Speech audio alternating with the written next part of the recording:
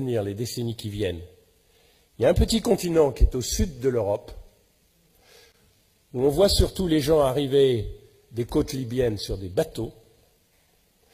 Et il faut faire un petit effort pour se rappeler que c'est le seul continent sur lequel la France a un excédent commercial, ça s'appelle l'Afrique.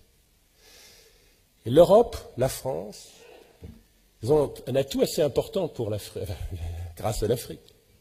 C'est que l'Afrique parle en français ou en anglais, un peu en portugais, un peu en espagnol. L'Afrique pense en français et en anglais. L'Afrique achète des marques françaises, des marques européennes, parce que c'est complètement naturel. Mais il y a quelque chose de beaucoup, beaucoup plus important, c'est que l'Afrique, elle appartient à l'Europe. Alors, Monsieur le Premier ministre, souvent vous dites, attention, la Chine est en train d'acheter l'Afrique.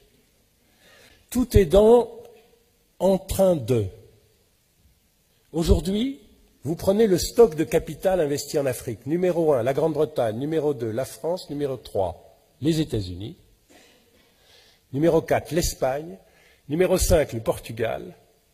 Numéro 6, la Grèce, puisque dans la représentation diabolique de la Grèce, on a perdu en tête que la Grèce est très importante en Afrique du Sud, très importante en Afrique de l'Est, très importante en Australie, les premiers armateurs du monde, etc. Et ensuite vient la Chine, en stock de capital. C'est-à-dire qui possède les mines, qui possède le pétrole, qui possède les produits agricoles, qui possède l'immobilier, l'Europe. La Chine en flux, c'est-à-dire qu'est-ce qui change tous les ans? Elle est première. L'avantage que s'est construit l'Europe avec l'histoire est en train de le perdre. L'Afrique, vous ne le dites à personne, appartient à l'Europe qui ne le sait pas. Et quand vous allez le dire autour de vous, eh bien là c'est votre problème, ils ne vont pas vous croire, je vous assure. Et c'est un atout énorme.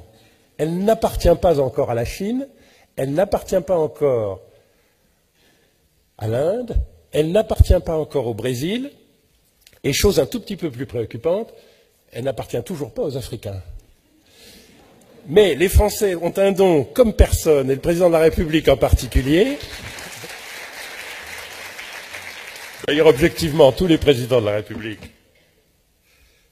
français, qui est de donner à penser aux Africains, et à mon avis, il faut continuer, que la France, quand elle ne défend pas ses intérêts de nation seulement, est toujours le porte-parole et le défenseur de l'Afrique. Et d'ailleurs, ça va se refaire au G8 dans quelques jours et au G20.